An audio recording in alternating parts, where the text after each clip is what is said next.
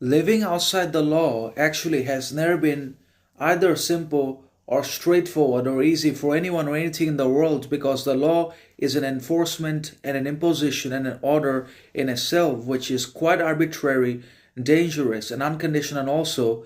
that is being enforced and applied upon all of ourselves by the very state under which we live, because the state is an instrument of dominance, power, control, and also by the country, by the basically government, legislation, court, judge, or whatever else we're always under and subjected to. The rule of law is also their function in one way or another, and the rule of law has to do particularly with the upper class and the ruling political economic elites, because they have been instrumental and primarily responsible in the development of law and also in its ultimate application and enforcement upon ourselves, upon the citizens and human beings in the societies of the world, because they have created the rule of law to maximize our pain,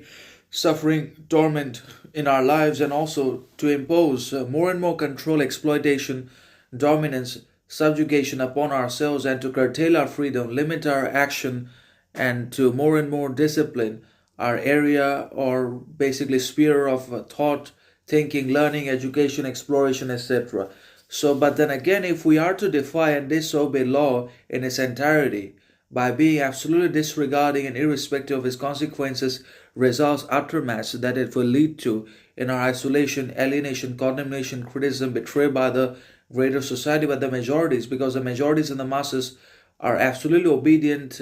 to the rule of law as well as towards all the principles, ideologies that the modern society presents them with. The masses cannot live without the rule of law, but they are also the ones to defy it. If we are to live outside of the rule of law, if we are to defy it entirely, then we will also have to have unparalleled, unrivaled, and unconditional honesty, authenticity, steadfastness,